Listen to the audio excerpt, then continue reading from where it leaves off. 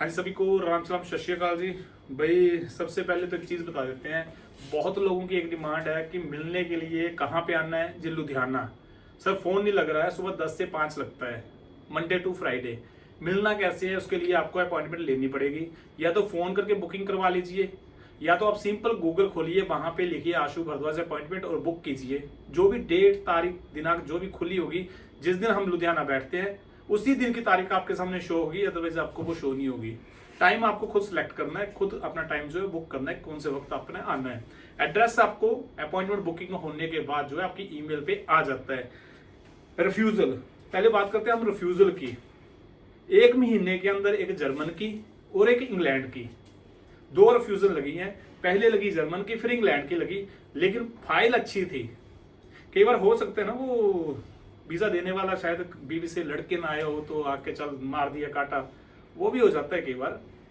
वो कहते हैं ना, कभी ऊंट पे बैठे को कुत्ता काट लेता है, तो वैसे कभी कभी काट लेता है अच्छी फाइल के बाद भी। तो भाई ये है केवल किशन जी, जो कीर्तपुर के रहने वाले हैं, कीर्तपुर साहब के हैं। इनका वीजा लगा है जी इंग्लैंड का। वीजा तो लगा, लेकिन इसमें पेपर कौन से लगे हैं वो आप लोगों को मैं नहीं बल्कि यही बताएंगे। आप लोगों को हमेशा बोलते हैं कि इंग्लैंड के लिए कितना बैलेंस लगेगा, कितने पेपर लगेंगे, तो वो ये बताएंगे आपने क्या क्या पेपर लगाए थे।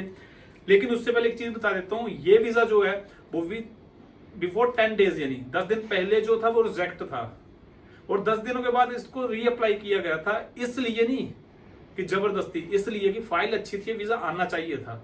जो उनकी रिक्वायरमेंट थी उसको पूरा किया था, ये वीजा आना चाहिए था, इसकी आधार पे वीजा अप्लाई किया था।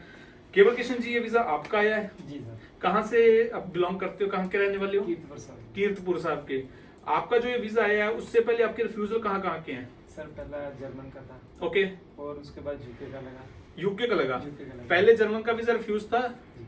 उसके बाद यूके का लगा। यूके का। पॉइंट को नोट किया जाए, ठीक है, बताते हैं ना। और वो रिफ्यूजल किस लिए लगे थे? सर आपकी बदौलत ही लगे थे। मेरी बदौलत लगे थे, मैं इससे तो सूट कर गया था।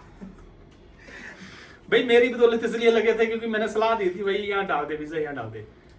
बट हाँ, आप मेरी बदौलत रिफ्यूजल थे तो मेरी बदौलत वीजा भी है। क्योंकि जब ये वीजा आया है उस वक्त इन्होंने मना कर दिया था, इन्होंने बिल्कुल मना कर दिया, मैंने नहीं डालना, मेरे पास गुंजाइश नहीं है। तो मेरा एक लफ्ज था कि इस वीजा के सारे पैसे मैं भर दूंगा, लेकिन तू भाई वीजा डाल दे। तो पैसे बाद में दे दीजिए, कोई बात नहीं, लेकिन वीजा डाल दे, तेरा वीजा आएगा। और यही बात हुई है। जी सर। सही बात है कि नहीं? सही बात है। ये वीजा पहले आया है,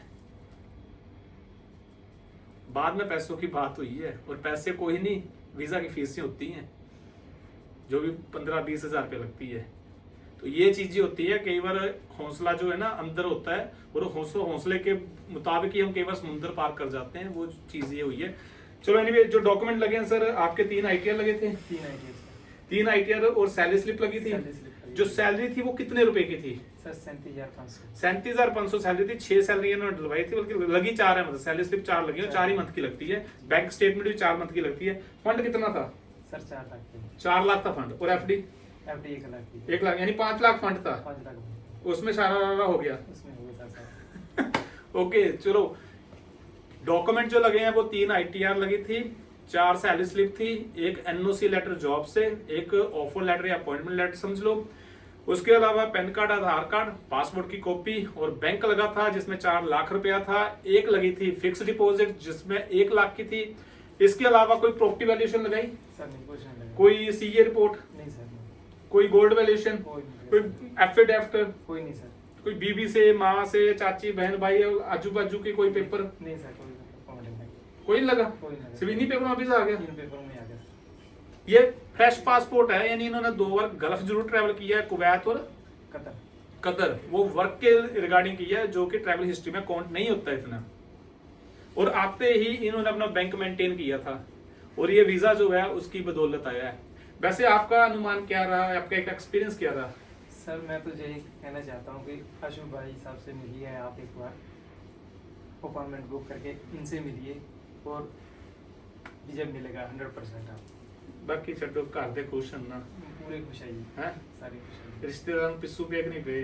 पूरे पूरे मरे पूरे पै गए ना, मतलब कितने नहाने, मेडिकल ने नहाने सारे रिश्तेदार। चलो एनीवे, ये इनका वीजा है। मैं लास्ट में फिर एक ही बात बोलूंगा भाई, जो लोग मुझे जानते हैं, जो मेरे लोग पास आते हैं, ऐसा नहीं है कि रिफ्यूज़ल नहीं आते हैं, लेकिन जो बताने की हिम्मत रखते हैं वो बताएं आगे मेरा वीज़ा रिफ्यूज़ हुआ है।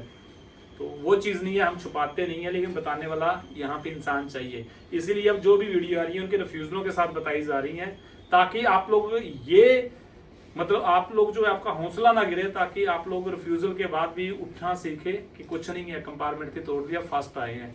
चलो thank you so much, bye bye, take care.